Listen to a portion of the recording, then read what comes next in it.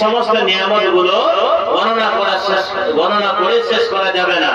যেমন আল্লাহ পাক রব্বুল আলামিন বলছেন ওয়া ইন তা'উদু নি'মাতাল্লাহি লা তুহসুহা। আল্লাহ বলে পৃথিবীর সমগ্র মানুষ, ওরে মুমিন মুসলমান, তোমাদের উপরে আল্লাহ রাব্বুল আলামিনের এত অগণন অসংখ্য নিয়ামত রয়েছে যে তোমরা যদি গণনা করতে শুরু করো তাহলে তোমাদের মরা পর্যন্ত আল্লাহ রাব্বুল আলামিনের নিয়ামতগুলো গণনা করে শেষ করতে পারবে না। এত অসংখ্য নিয়ামত আমাদের উপরে রয়েছে বাইরে আমার। তাহলে আপনাদেরকে একটা কথা বলে বলেন তো, এই যে অগণন অসংখ্য নিয়ামত আল্লাহ পাক রব্বুল আলামিন আমাদেরকে দান করেছেন, এই নিয়ামতগুলোর ভিতরে সবচেয়ে উন্নত মানের নিয়ামত, সবচেয়ে বড় নিয়ামতের নামটা কি?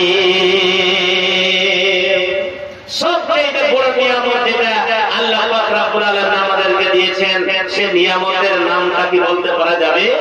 ভাইজান, আলেম ওলামা তালাবা এরা সবাই বলতে পারবে। জনসাধারণকে জিজ্ঞাসা করছে আপনারা বলুন, সেই সবচেয়ে বড় নিয়ামত, যে নিয়ামতটি আল্লাহ পাক রব্বুল আলামিন আমাদেরকে দিয়েছেন, সে নিয়ামতের নাম আপনারা বলুন, পারবেন ভাই? সেই নিয়ামতের নাম হচ্ছে নেয়ামতে ঈমান। সেই নিয়ামতের নাম হচ্ছে নেয়ামতে ঈমান। যতগুলো আপনি কোটিপতি হয়ে গেছেন, অট্টালিকা তৈরি করে দিয়েছেন, 40 বিঘা 50 বিঘা জমি, টাকা পয়সা এর নাই, নিয়ামত নয়, এটা নিয়ামত নয়। ওই কৃত নিয়ামত যদি আমার আপনার উপরে থাকে তাহলে সবচেয়ে মূল্যবান, সবচেয়ে অমূল্য, যার মূল্যই নেই, সেই অমূল্য বস্তু হচ্ছে এবং নিয়ামত হচ্ছে নিয়ামতে ঈমান। সকলে উচ্চ সুরে মুহাম্মদের সাথে বলুন আলহামদুলিল্লাহ। আর জোরে বলুন আলহামদুলিল্লাহ। আজকের সম্মেলনে তাহফুজে কিতাব ওয়া সুন্নাত, কিতাব ওয়া সুন্নাতের সংরক্ষণার্থে এই সম্মেলনটি অনুষ্ঠিত করা হয়েছে। কেন? কিতাব ওয়া সুন্নাত অনুযায়ী চলতে গেলে ঈমান তাজা থাকবে, ঈমান সঠিক থাকবে, ঈমান বৃদ্ধি পাবে। এই যে আমার গরিব ভাই, মাশাআল্লাহ, আমার গরিব ভাই যেখানে ব্যবসাটা দেখা হয় আমার হাতে কিন্তু দানটা দেয়। তো গরিব ভাই ধন্যবাদ। 1000 টাকা আর 5 বড় সেভেন মাদ্রাসাতুল আরিফের জন্য আমার ভাই গরিব ভাই 1000 টাকা এবং 5 বড় সেভেন দান করলেন। আল্লাহ পাক রব্বুল আলামিন এই দানকে কবুল ও মঞ্জুর করেন। যে উদ্দেশ্যে দান করেন সে উদ্দেশ্যকে আল্লাহ যেন পূরণ করেন, রুজি রোজগারে আল্লাহ যেন বরকত দান করেন, ব্যবসা বাণিজ্যে যেন উন্নতি দান করেন। আমিন সুম্মা আমিন। তো ভাইয়েরা আমার, মায়েরা, আমার মায়েরা, একটা কথা বলছি, ঈমানের দিক দিয়ে এবং জন্মের দিক দিয়ে, সৃষ্টির দিক দিয়ে স্ত্রী এবং পুরুষের সমান বরাবর। স্ত্রী জাতিরা এটা মনে করিয়েন না, আমার মা খালা এটা মনে করিয়েন না যে পুরুষ জাতিদেরকে আল্লাহ মর্যাদা বেশি দিয়েছে, আমাদের মর্যাদা আল্লাহ কম দিয়েছে, আমরা ওদের পায়ের ধুলো মাটি না। আল্লাহ পাক রব্বুল আলামিন বলেছেন, আমার মায়েরা খারাপ কর্মপাত করে শ্রবণ করো। ওয়া মান ইয়া'মাল মিনাস সালিহাতি মিন যাকারিন আও উনসা ওয়া হুয়া মুমিন ফাউলাইকা ইয়াদখুলুনাল জান্নাতা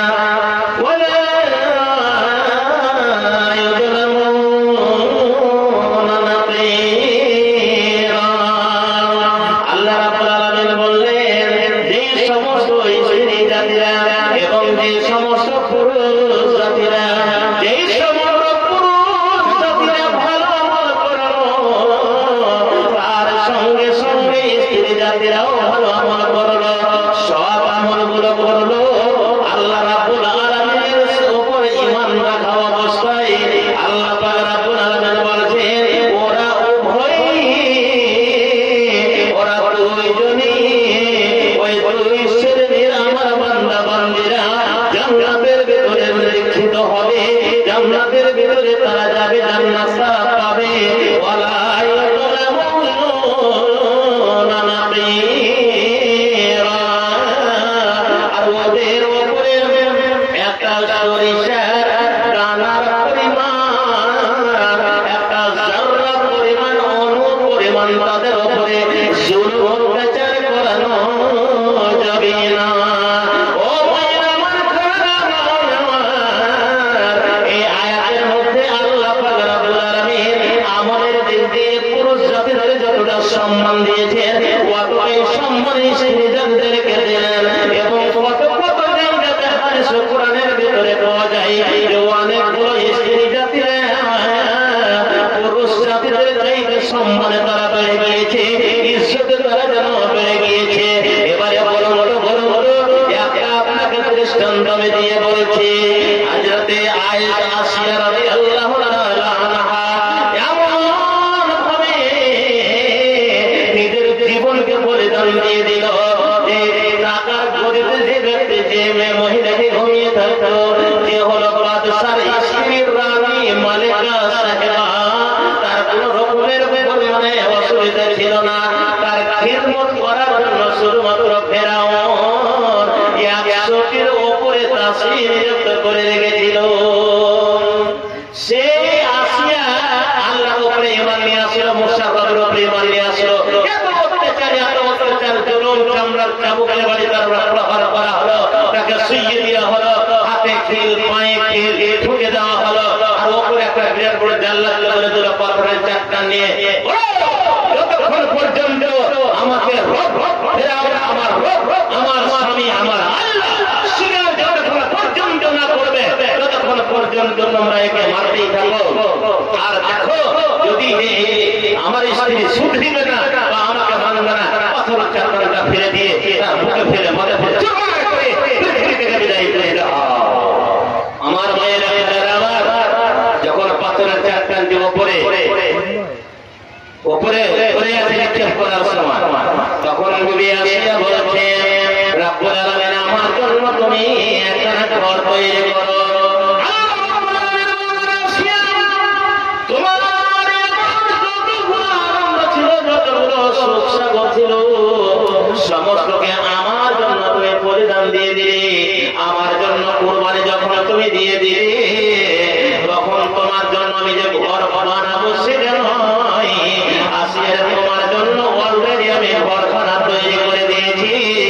এবারে হযরতে জিবরিল আলাইহিস সালামকে বললেন, ওরে জিবরিল, আমার প্রিয়তমা বান্দি আসিয়াকে তার জান্নাতখানা, তার থাকার ঠিকানাটা দেখিয়ে দাও।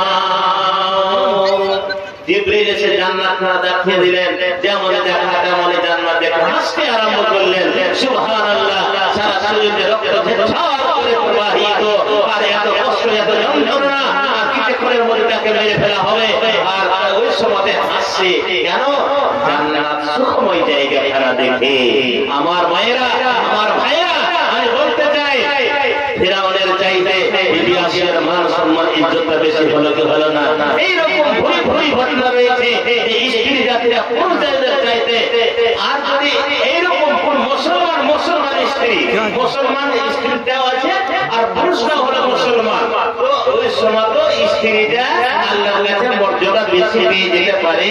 যেমন করে পুরুষটা নামাজ পড়ে না, পুরুষটা দিন হিসাবে চলে না, শরীয়তকে মেনে চলে না, স্ত্রী দেখুন নামাজি, শরীয়তি, দিনদারি, দিন আর শরীয়ত মেনে চলেছে, পুরুষ থেকে স্ত্রীদের মান মর্যাদা আল্লাহর কাছে বেশি। কেন? আল্লাহ রাব্বুল আলামিন বলছেন, ইন্না আকরামাকুম ইনদাল্লাহি আতকাকুম।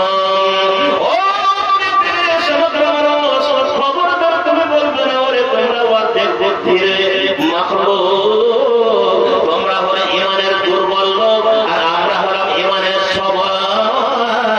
এই কথাগুলো খবরদার তোমরা আপসে শেয়ার করবে না, কেননা আল্লাহ রাব্বুল আলামিনের নিকটে ইন্না আকরামাকুম, তোমাদের ভিতরে ওই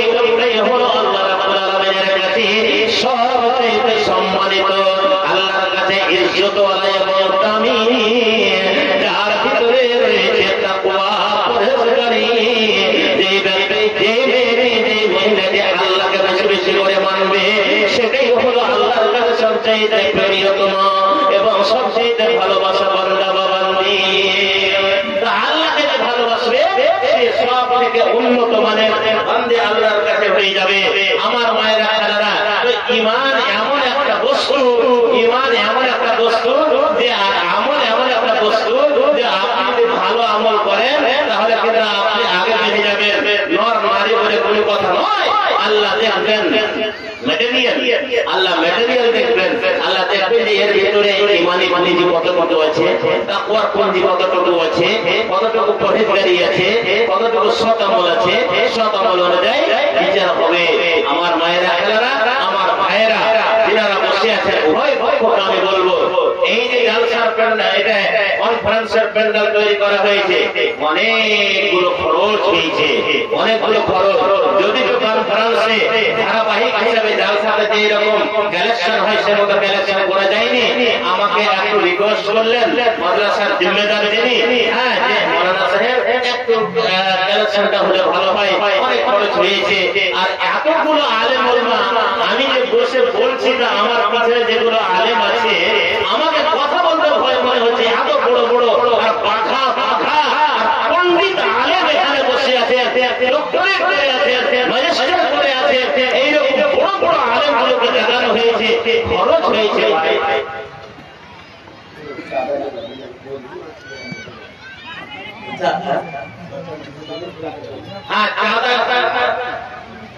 এই যে আমার ভাই হাজি সাহেব 500 টাকা দান করেছে, আলহাজ সোহরাব আলী সাহেব 500 টাকা দান করেছে। আল্লাহ তুমি দানকে কবুল করুন। 10 কিলো ধান, মাশাআল্লাহ, 50 কিলো, মাশাআল্লাহ। আমার ভাই মন্ডল ও হাজি সোহরাব আলী সাহেব ভূমনগর 500 টাকা আর 50 কিলো মাকুয়া ধান দান করলেন। আল্লাহ তুমি দানকে কবুল মঞ্জুর করো। এই উদ্দেশ্যে দান করার উদ্দেশ্য পূরণ করে দাও। তো একজন ছোট